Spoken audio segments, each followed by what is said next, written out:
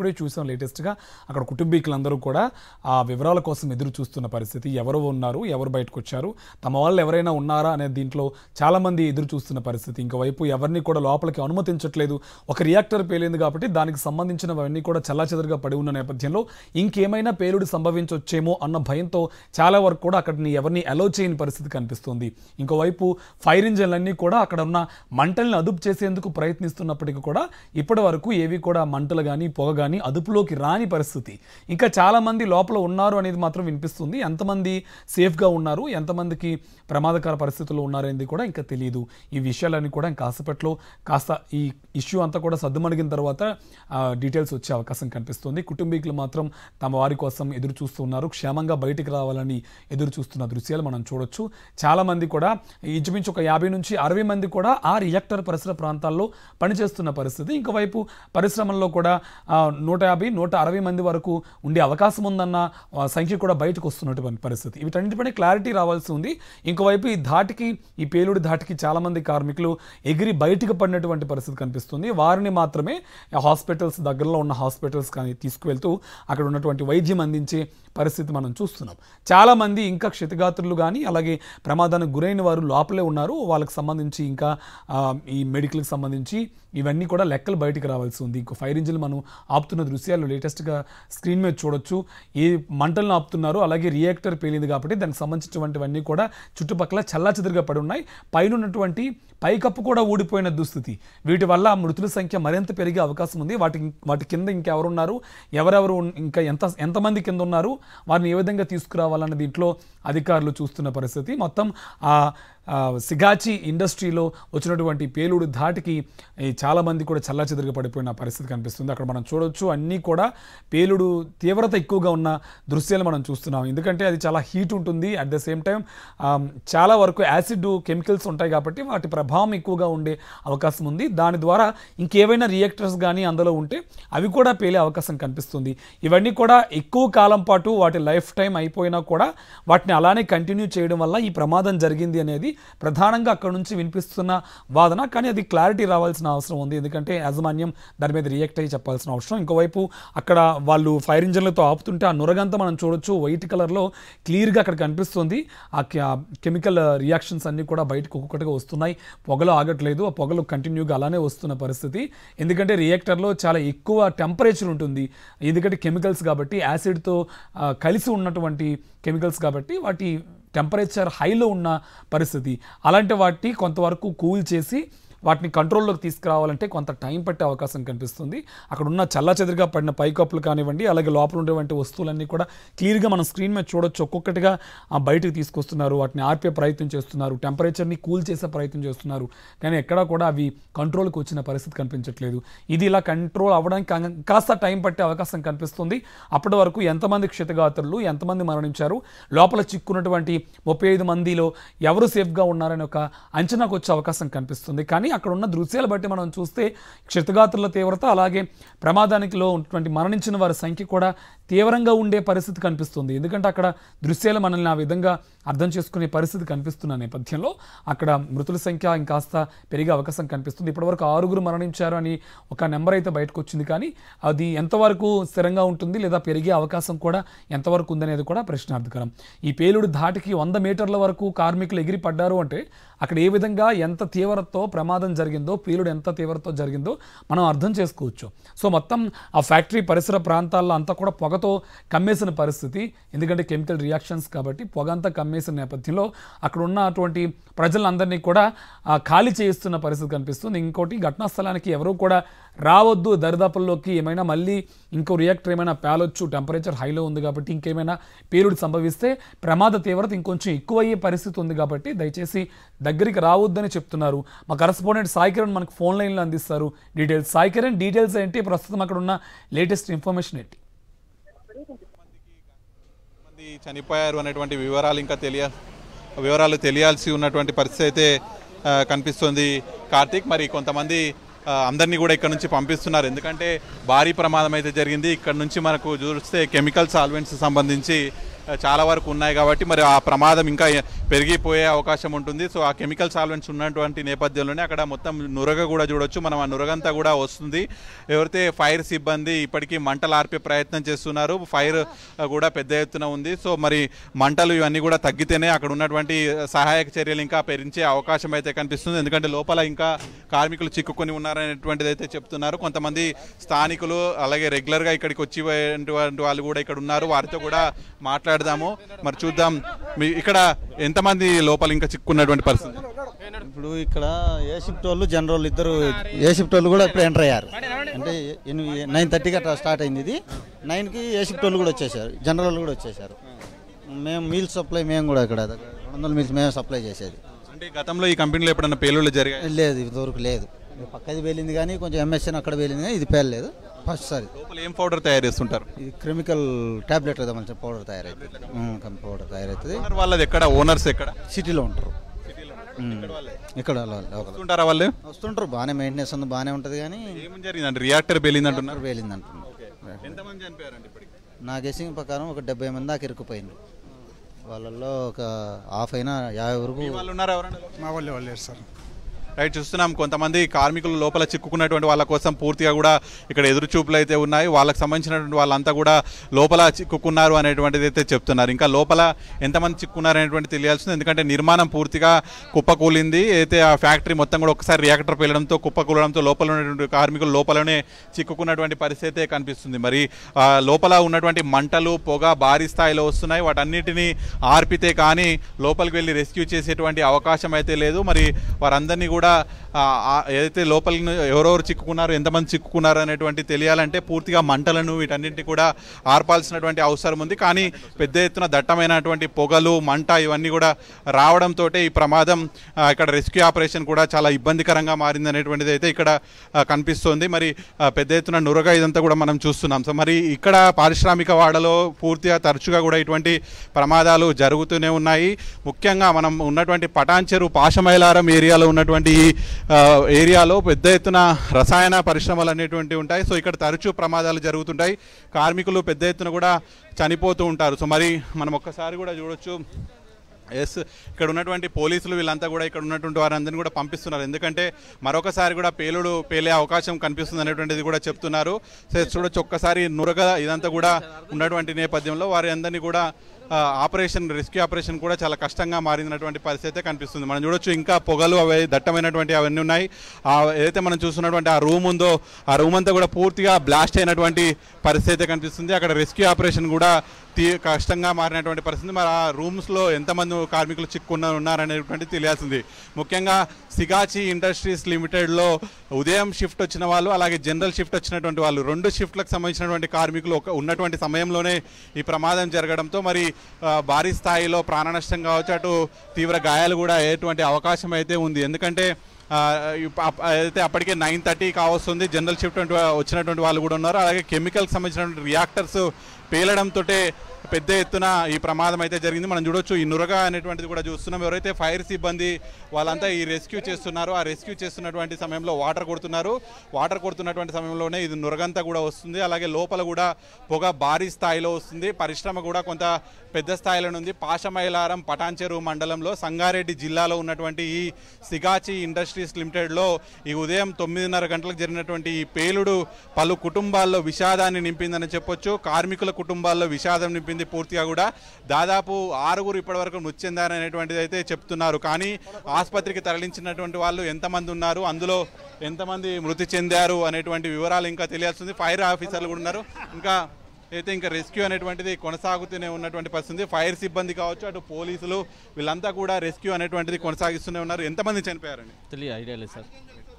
Right, చూస్తున్నాం మనం. అయితే పరిశ్రమకు సంబంధించినటువంటి ఒక రూమ్ మొత్తం కూడా బ్లాస్ట్ అయినటువంటి పరిస్థితి. అందులో పూర్తిగా మనం చూస్తున్నటువంటి ఆ రూమ్ అంతా కూడా నల్లగా మసిగా మారిపోయినటువంటి పరిస్థితి. ఇక్కడ ఉన్నటువంటి నురగ అదంతా కూడా చూస్తున్నాం. ఆ నురగ వల్ల అటు వచ్చినటువంటి పొగ మంట వీటన్నిటి వల్ల కూడా రెస్క్యూ అనేటువంటిది ఆలస్యం అవుతుంది. మరి ఫైర్ అధికారులు ఏ సమయానికి వచ్చారు, పోలీసులు ఏ సమయానికి రీచ్ అయ్యారు, ఇది ఏ సమయానికి జరిగింది అనేటువంటి పూర్తి వివరాలు ఇంకా తెలియాల్సి ఉంది. మరి లోపలికి ఒక జేసీబీని కూడా పంపిస్తున్నారు, ఎందుకంటే అక్కడ కుప్పకూలినటువంటి నిర్మాణాలను పైకి లేపితే కానీ కింద ఉన్నటువంటి కార్మికులు ఎంతమంది చిక్కుని ఉన్నారు ఏంటి అనేటువంటి వివరాలు తెలియాల్సి ఉంటుంది. ఒక అంబులెన్స్ను కూడా తీసుకొస్తున్నారు, అంటే ఎవరైనా ఒక వ్యక్తి ఆచూకీ లభ్యమైతేనే మరి అంబులెన్స్ అయితే వస్తుంది. మరి అంబులెన్స్ వస్తున్నటువంటి నేపథ్యంలో మరి ఎవరిదైనా ఆచూకీ దొరికిందా లేదా అనేటువంటిది అయితే చూడాల్సి ఉంది. మరి చాలామంది అయితే ఎదురు చూస్తున్నారు, వాళ్ళ కుటుంబంలో కూడా అన్ని ఎదురు చూస్తున్నాయి. కార్మికులు ఆచూకీ కోసం ఎదురు చూస్తున్నారు, లోపలనే చిక్కుకొని ఉన్నారు, వాళ్ళ ఫోన్లు కలవట్లేదు అనేటువంటిది అయితే చెప్తున్నారు. మరి ఈ సిగాచి ఇండస్ట్రీస్ ప్రైవేట్ లిమిటెడ్లో ఈ పేలుడు ఎందుకు జరిగింది అనేటువంటిది అయితే ఇంకా తెలియాల్సి ఉంది.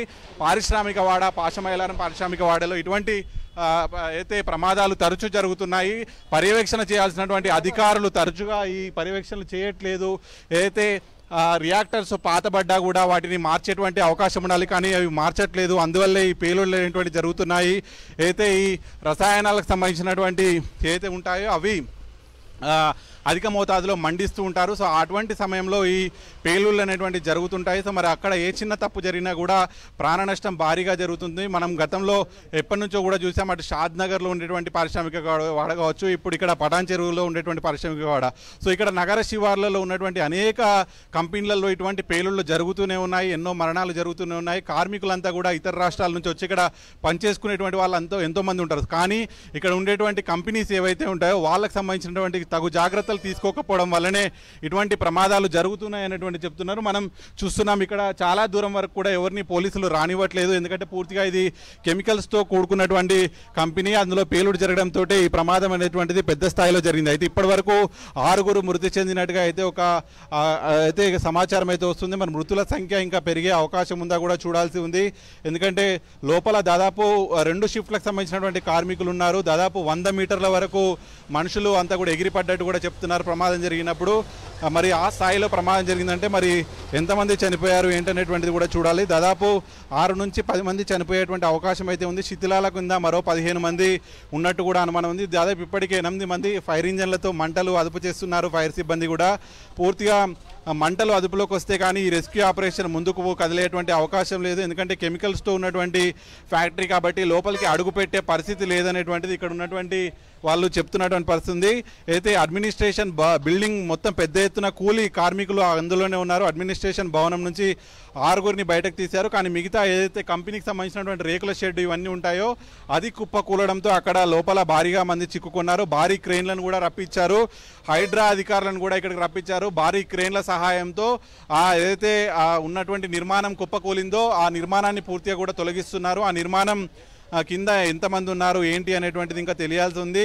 20 మందిని ఇప్పటికే చందానగర్ ప్రభుత్వ ఆసుపత్రికి తరలించినట్టు తెలుస్తుంది. అలాగే 18 మందిని ఇస్నాపూర్ ప్రైవేట్ ఆసుపత్రికి తరలించారు. పేలుడు దాటికి దాదాపు 100 మీటర్ల అవతల వరకు కార్మికులు ఎగిరిపడ్డారు. పేలుడు దాటికి ఒక్కసారిగా షెడ్లన్నీ కూడా కుప్ప కూలిపోయాయి. కంపెనీలో భారీగా మంటలు అనేటువంటి ఎగిసి పడుతున్నాయి. కెమికల్ ఫ్యాక్టరీలో మంటల వల్లనే ఇక్కడ ఘాటైన వాసనలు రావడం, ఇక్కడ రెస్క్యూ బృందానికి కూడా లోపలికి వెళ్ళి రెస్క్యూ చేయలేనటువంటి పరిస్థితి కూడా కనిపిస్తుంది. అంటే ఇక్కడ మనకు జేసీపీలు ఇవన్నీ కూడా కనిపిస్తున్నాయంటే ఇక్కడ ఏదైతే పూర్తిగా ఫ్యాక్టరీ అనేటువంటిది ఈ పేలుడు దాటికి కుప్పకూలడంతో వాటన్నింటినీ తొలగించడానికి ఈ జేసీపీలు ఇవన్నీ కూడా తీసుకొచ్చారు. ఈ క్రేన్ల సహాయంతో వాటన్నింటినీ తొలగించి మరి ఏదైతే దాని కింద ఆ శిథిలాల కింద ఎంతమంది కార్మికులు ఉన్నారు అనేటువంటిది ఇంకా తేలాల్సి ఉంది. ఉదయం 9:30 గంటలకు ఈ ప్రమాదం జరిగింది. మరి అప్పటి నుంచి కూడా రెస్క్యూ ఆపరేషన్ కొనసాగుతూనే ఉంది.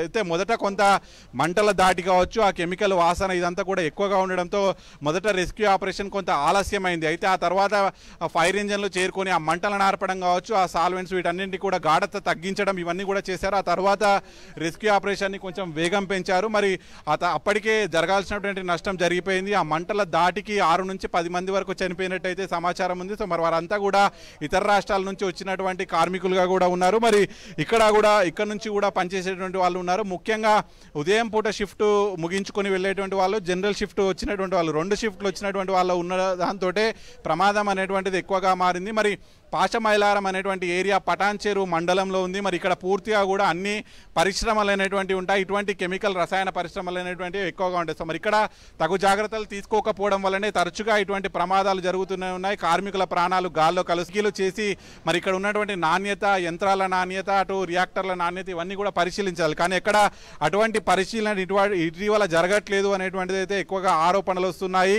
అధికారులను మేనేజ్ చేసి అయితే ఆ రియాక్టర్స్ వీటన్నింటినీ కూడా పాతవే కొనసాగించడం వల్ల ఆ రియాక్టర్లు అయితే ఆ ఉష్ణోగ్రతను తట్టుకోలేక ఈ విధంగా పేలుడు అనేటువంటిది జరుగుతుంది అనేటువంటిది అయితే ఇక్కడున్న ఎన్నో ఏళ్ళుగా వస్తున్నటువంటి ఆరోపణలు. సో దాంతో ఇటువంటి ప్రమాదాలు జరుగుతున్నాయి. సో మరి కార్మికులు బలి కావాల్సినటువంటి పరిస్థితి వస్తుంది. మరి ఇక్కడ నుంచో జీవనోపాధి పొందడానికి ఇక్కడికి కార్మికులు వస్తుంటారు. మరి అటువంటి కార్మికుల ప్రాణాలు గాల్లో కలుస్తున్నటువంటి పరిస్థితి. సో ప్రస్తుతానికైతే ఈ ప్రమాదంలో దాదాపు 6 నుంచి 10 మంది వరకు కార్మికులు మృతి చెందినట్టయితే కనిపిస్తుంది. మరి ఇప్పటివరకు 15 మందికి ఇంకా తీవ్ర గాయాలు ఉన్నాయి. కొంతమంది ఇంకా లోపలనే చిక్కుకున్నటువంటి పరిస్థితి. మరి చిక్కుకున్నటువంటి వాళ్ళని కూడా ఇంకా బయటకు తీయాల్సి ఉంది. సో ఒక అంబులెన్స్ కూడా ఇప్పటికే బయటకు వెళ్తుంది. ఒక అంబులెన్స్ను కూడా రెడీగా ఉంచారు. మరి లోపల ఎవరైనా చిక్కుకున్నటువంటి కార్మికులు దొరికితే వారిని ఆ అంబులెన్స్లో వెంటనే ఆసుపత్రికి తరలించడానికి కూడా ఒక అంబులెన్స్ కూడా తీసుకొచ్చారు.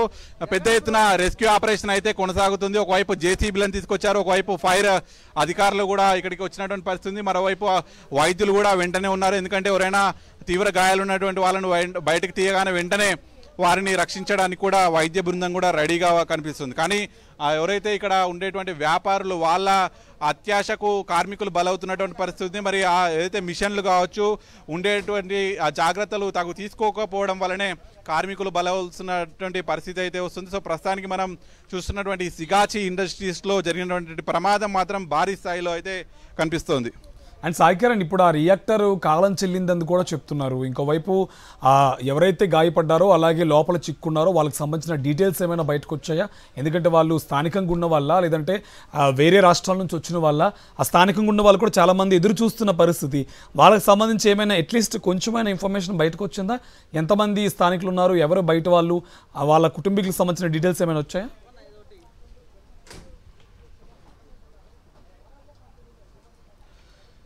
ప్రమాదంలో మరణించినటువంటి వాళ్ళు కావచ్చు, గాయపడ్డటువంటి వాళ్ళు చాలా వరకు ఇతర రాష్ట్రాల నుంచి వచ్చినటువంటి కార్మికులే ఉన్నారు. స్థానికంగా ఇక్కడ గుడిసెలు వేసుకొని కావచ్చు, ఇక్కడ ఉంటూ ఇటువంటి పరిశ్రమల్లో పనిచేసేటువంటి వాళ్ళే చాలామంది ఉన్నారు. ఇంతవరకు కూడా మనం చూసాం, చాలా వరకు వాళ్ళ బంధువులు లోపలే చిక్కుకొని ఉన్నారు అని మాట్లాడినటువంటి వాళ్ళంతా కూడా ఉన్నారు. కానీ వాళ్ళందరినీ కూడా చాలా దూరం ఆపేశారు. ఎందుకంటే లోపల రెస్క్యూ ఆపరేషన్ కొనసాగుతుంది కాబట్టి పూర్తిగా కెమికల్స్ సంబంధించినటువంటి ఆ గాఢత, వాసన, దానివల్ల లోపల రెస్క్యూ ఆపరేషన్ కూడా కొంత ఆలస్యం అవుతుంది. అలాగే రియాక్టర్ పేలడంతో భారీగా అయితే ఆ కుప్ప కూలడంతో ఆ లోపల చిక్కుకునేటువంటి పరిస్థితి అయితే ఉంది. క్షతగాత్రులను ఇప్పటివరకు తీసినటువంటి వాళ్ళందరినీ కూడా స్థానిక ఆసుపత్రికి తరలించారు. దాదాపు 6 నుంచి 10 మంది వరకు మరణించారు అనేటువంటిది అయితే వస్తుంది. సో ఇంకా అధికారులు అఫీషియల్గా కన్ఫర్మ్ చేయాల్సినటువంటి పరిస్థితి. సో ఘటనా స్థలానికి అయితే ఇప్పటికే సంగారెడ్డి జిల్లా ఎస్పీ పరితోష్ పంకజ్ కావచ్చు, అలాగే అదనపు కలెక్టర్ చంద్రశేఖర్ వీళ్ళిద్దరు కూడా వచ్చి పరిస్థితిని పరిశీలించారు.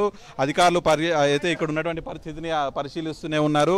ఒకవైపు రెస్క్యూ ఆపరేషన్ కొనసాగుతుంది, లోపల ఉన్నటువంటి చిక్కుకున్నటువంటి వాళ్ళందరినీ బయటకు తీసేటువంటి అయితే రెస్క్యూ ఆపరేషన్ కొనసాగుతుంది. దాదాపు 100 నుంచి 120 మంది వరకు లోపల ఉన్నట్టు, ప్రమాదం జరిగినటువంటి సమయంలో లోపల ఉన్నారనేటువంటిది చెప్తున్నారు. మరి ఎందుకంటే అప్పటికే 2 షిఫ్ట్లకు సంబంధించినటువంటి కార్మికులు లోపల ఉన్నారు. ఉదయం మార్నింగ్ షిఫ్ట్ కావచ్చు, అలాగే జనరల్ షిఫ్ట్, ఈ 2 కార్మికులు కూడా లోపలనే ఉన్నారు. ఉదయం ప్రమాదం జరిగినప్పుడు అయితే అడ్మినిస్ట్రేషన్కి సంబంధించినటువంటి బిల్డింగ్ కూడా పూర్తిగా కుప్పకూలిపోయింది. ఆ బిల్డింగ్ పూర్తిగా కూడా మసైపోయినటువంటి పరిస్థితి. మరి అందులో చిక్కుకున్నటువంటి వాళ్ళంతా కూడా మరణించేటువంటి అవకాశం అయితే కనిపిస్తుంది.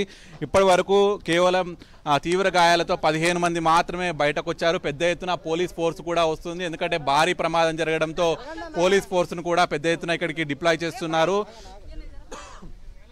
ఎందుకంటే ఇక్కడ పెద్ద ఎత్తున కార్మికులు వాళ్ళ కుటుంబాలన్నీ కూడా వచ్చేటువంటి అవకాశం ఉంది. సో దాంతో భారీ ఎత్తున పోలీసులను కూడా ఇక్కడికి బలగాలను కూడా దించినటువంటి పరిస్థితి ఉంది. సో పూర్తిగా రెస్క్యూ ఆపరేషన్ మాత్రం చాలా క్రిటికల్గానే నడుస్తుందని చెప్పాలి. ఎందుకంటే ఇది ఒక పౌడర్, ఒక మందులకు సంబంధించినటువంటి పౌడర్ను తయారు చేసినటువంటి కెమికల్ ఫ్యాక్టరీ. సో దాంతో అదంతా కూడా పేలడంతో దాని నుంచి వచ్చేటువంటి వాసనలు అవన్నీ కూడా పెద్ద స్థాయిలో మండడంతో ఆ మంటలు కావచ్చు, ఆ వాసన ఇవన్నీ కూడా పెద్ద స్థాయిలో ఉన్నాయి. సో స్థానిక పోలీసులు కూడా ఎంతమంది ఉన్నారు సార్ చిక్కున్నారు లోపల? పోలీసులు కూడా ఇంకా కొద్దిసేపు అయినాక వివరాలు తెలియజేస్తామనేటువంటిది అయితే చెప్తున్నారు. కానీ లోపల మాత్రం భారీగా కార్మికులు చిక్కుకున్నటువంటి పరిస్థితి కనిపిస్తుంది. మరి వారందరినీ కోసం వాళ్ళ కుటుంబాలన్నీ కూడా ఎదురు చూస్తున్నాయి. ఏదో కొంత ఎంతో కొంత సంపాదించుకోవాలి అని చెప్పి ఇతర రాష్ట్రాల నుంచి వచ్చేటువంటి కార్మికులు ఇటువంటి ప్రమాదాల వల్ల మరణించి వారి కుటుంబాల్లో పూర్తిగా విషాదం నింపేటువంటి ఘటనలు తరచుగా హైదరాబాద్ శివారు ప్రాంతాల్లో అయితే జరుగుతున్నాయి. మరి ఈ ఘటనల వల్ల ఎంతోమంది కార్మికులు వాళ్ళ విలువైన జీవితాలను కోల్పోవాల్సినటువంటి పరిస్థితి అయితే వస్తుంది. సో మరి ఇప్పటివరకైతే ఈ షిగాచి కంపెనీలో జరిగినటువంటి ప్రమాదంలో దాదాపు 5 నుంచి 10 మంది వరకు చనిపోయినట్టయితే ఉన్నటువంటి సమాచారం. కానీ రెస్క్యూ ఆపరేషన్ మాత్రం కొంత క్రిటికల్గానే జరుగుతుంది. లోపలకి అధికారులు కావచ్చు, అయితే ఫైర్ సిబ్బంది వీళ్ళంతా కూడా వెళ్ళలేనటువంటి పరిస్థితి కనిపిస్తుంది. ఎందుకంటే పూర్తిగా మనం చూస్తున్నటువంటి ఆ నొరగా ఇదంతా కూడా వస్తుంది. ఆ వాటర్ అక్కడ దాని మీద చల్లుతున్న కొద్దీ ఆ మంటలు ఆరకపోగా అవి పూర్తిగా ఇంకా ఎగిసిపడుతున్నాయి. మంటలు పొగ ఇదంతా దట్టమైనటువంటి పొగలు వస్తున్నాయి.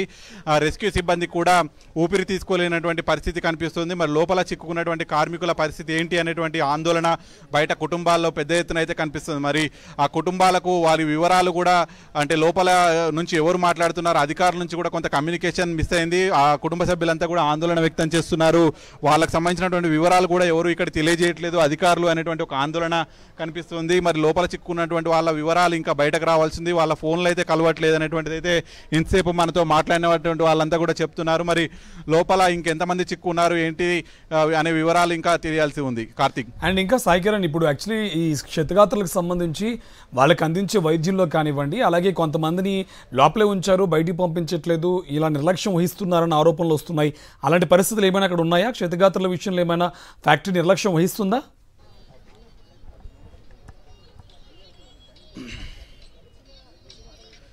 క్షతగాత్రులను వెంటనే ఆసుపత్రులకు అయితే తరలిస్తున్నారు, వారికి వైద్యం అందిస్తున్నారు. కానీ వారంతా కూడా పూర్తిగా క్రిటికల్గా ఉన్నటువంటి పరిస్థితి కనిపిస్తుంది. ఎందుకంటే కెమికల్కి సంబంధించినటువంటి కంపెనీ ఈ సిగాచి కంపెనీ అనేటువంటిది పౌడర్ కెమికల్ అంటే ఏదైతే ట్యాబ్లెట్స్లలో వినియోగిస్తారో అటువంటి ఆ పౌడర్ను తయారు చేస్తుంది అనేటువంటిది అయితే ప్రాథమికంగా ఉన్నటువంటి సమాచారం. సో మరి ఆ కంపెనీలో ఆ రియాక్టర్ పేలడంతో మరి ఈ భారీ స్థాయిలో ప్రమాదం జరిగింది. మరి ఇప్పటివరకు అయితే ఉన్నటువంటి వాళ్ళందరినీ కూడా స్థానిక ఆసుపత్రికి తరలించారు. ఆసుపత్రికి తరలించేలోగానే ప్రమాదం జరిగి దాదాపు 6 మంది వరకు కూడా చనిపోయారు. మనం ఒక్కసారి కనుక ఇక్కడ చూస్తే చుట్టూ పూర్తిగా పరిశ్రమలతో నిండి ఉన్నటువంటి ఈ ఏరియా అనేటువంటి పూర్తిగా పరిశ్రమలతో నిండి ఉంటుంది. సో ఇక్కడ స్థానికంగా కూడా ఒక ఫైర్ సిబ్బంది కావచ్చు, ఫైర్ అధికారులు, ఫైర్ ఎక్విప్మెంట్స్ ఎప్పుడు కూడా ఇక్కడ రెడీగా ఉంటాయి. ఎందుకంటే పాషమైలారం ఏరియా అంటేనే పూర్తిగా పరిశ్రమలతో నిండి ఉన్నటువంటి ఏరియా. సో ఇక్కడ ఎప్పుడు కూడా ఒక ఫైర్కి సంబంధించినటువంటి పోలీస్ స్టేషన్ కావచ్చు ఇవన్నీ కూడా అవైలబుల్గానే ఉంటాయి. అయినప్పటికీ కూడా రియాక్టర్ పేలినటువంటి ఆ ప్రాంతంలోనే పక్కనే ఉన్నటువంటి కార్మికులు మాత్రం ఒకసారిగా ఎగిరి పడిపోయారు.